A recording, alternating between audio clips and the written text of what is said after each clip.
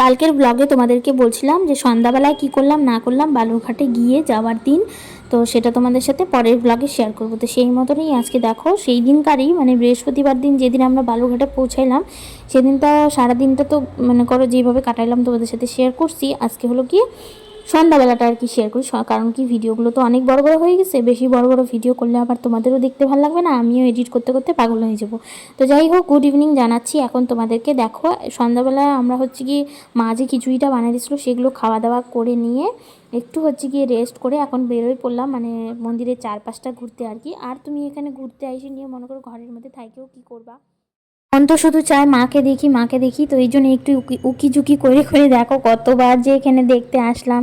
এখনও একটু দেখে গেলাম, আবার হচ্ছে গিয়ে খাইতে যাওয়ার সময় একটু দেখবো, মানে এরকমই আমরা আর কি করতেছিলাম। সামনে দিয়ে শুধু ঘোরাঘুরি করতেছিলাম, যেহেতু আমরা নিরামিষই খাইছি কিন্তু যেহেতু আমরা আর কি মনে করো স্নান দানটা সকালেই করে আসলাম, এখন আর আইসিনি আমরা স্নান দান করে জামা কাপড় চেঞ্জ করি নাই। এই জন্য হচ্ছে কি মায়ের কিন্তু সামনে যাচ্ছি না। এই যে দেখো অনেকটা দূরের থেকে, আর এই জায়গাটায় কিন্তু আগে কীর্তন হইতো, এখন আর এই জায়গাটায় কীর্তন হয় না, দেখি অন্য একটা মাঠের মধ্যে হয়। এই যে দেখো মাকে কত সুন্দর করে দেখা যাচ্ছে, মন যেন ভরেই না, মনে যেন দাঁড়া দাঁড়া দেখতেই থাকি এরকমটা। তো এই যে অলংকার কিন্তু কিছুই পরানো হয় নাই, তোমাদেরকে তো আগেই বলছি। মায়ের দর্শন তো করলাম হালকা ফুলকাভাবে অনেক দূরের থেকে, এটাই যেন শান্তি। এখন চলে যাচ্ছি একটু পুকুর পাড়ের ওইদিকে, যেদিকে আর কি মাকে মানে 4 দিন পরে যে ভাসায়, তো সেই পুকুরের ওখানেই যাচ্ছি। দেখো এখানে আবার কি সুন্দর করে জয়মা বললা লেখা, সেটাকে একটু ভিডিও করে নিলাম। এই যে দেখো পুকুর পাড়টা বেশ বড়, আর এখানে কিন্তু অনেক ঢাকিরা ঢাক বাজাচ্ছে। আর এই পুকুরটার পাশের বিল্ডিংটাতেই ওই যে ছোট ছোট সমস্ত ঠাকুরগুলোকে রাখা হয়। এখন নিরামিষ ফুচকা খাইতে চলে আসলাম। এই যে দেখো এতটা ঝাল লাগছে ফুচকাগুলো, যে এত টেস্টি ছিল, যেমন টেস্টি তেমন কিন্তু ঝাল। আর এই দেখো এই যে কদমা বাতাসা এগুলো হচ্ছে গিয়ে প্রসাদ, যেগুলো আর কি সবাই কালকে নিয়ে যায় পূজা দিবে। আর এইদিকে দেখো এটা হচ্ছে গিয়ে বলির ঘর আর কি, যেখানে মানসিকের বলিগুলো দেওয়া হয়, পাঠা, তারপরে হচ্ছে গিয়ে সবার প্রথমে তো মোষ বলি দেওয়া হয়, সেই সমস্ত কিন্তু এখন কিচ্ছুই দেখা যায় না। আর জানি না এখন বলি হয় কি না, ফটো তোলার নিষেধ, ভিডিও করা তো একদমই নিষেধ।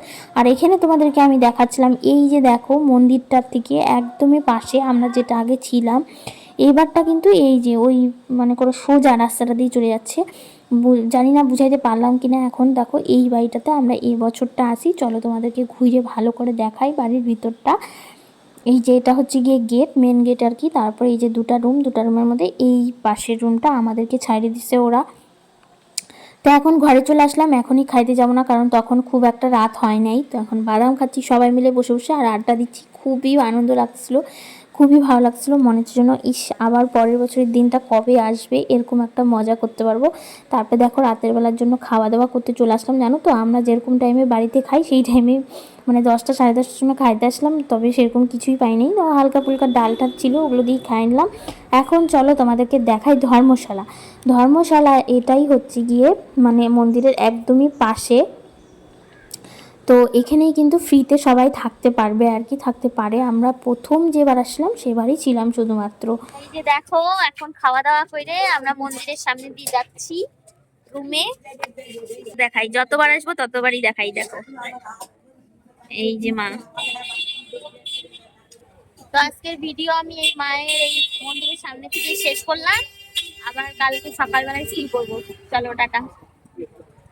এখন তো রুমে যাচ্ছি, চলো তোমাদেরকে আরেকটা লাস্ট জিনিস দেখাই আজকের ব্লগে আর কি। এটা হচ্ছে গিয়ে এই যে বিল্ডিংটা দেখতেছো আর ওই যে জানলাগুলো দেখতেছো, সেই জানলাগুলোতেই কিন্তু মানে ওটা একটা রুম টাইপের, ওখানে হচ্ছে গিয়ে টিকিট কাউন্টার আর কি, টিকিট কাটতে হয়। তুমি যদি কোনো মানসিক দাও, মনে করো গয়না হোক, পাঠা হোক, পায়রা হোক, তারপরে হচ্ছে গিয়ে মানে শাড়ি কাপড় হোক।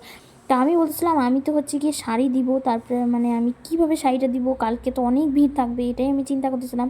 যে আমি তো জানি না যে শাড়িও এখানে লাইনে দাঁড়ায় দিতে হয়, আমি জানি যে শাড়িটা আর কি ডালার সাথে দিয়ে দিলে পরেই হয়, তবে না শাড়িটাও তোমাকে এখানেই দিতে হবে। এই জন্য আর কি আমি ওটা নিয়ে এই যে দেখো মুখ চোখ মানে কালো করে বলতেছিলাম যে আমি তো জানি না এখন কি করব আমি, এরকম একটা ব্যাপার।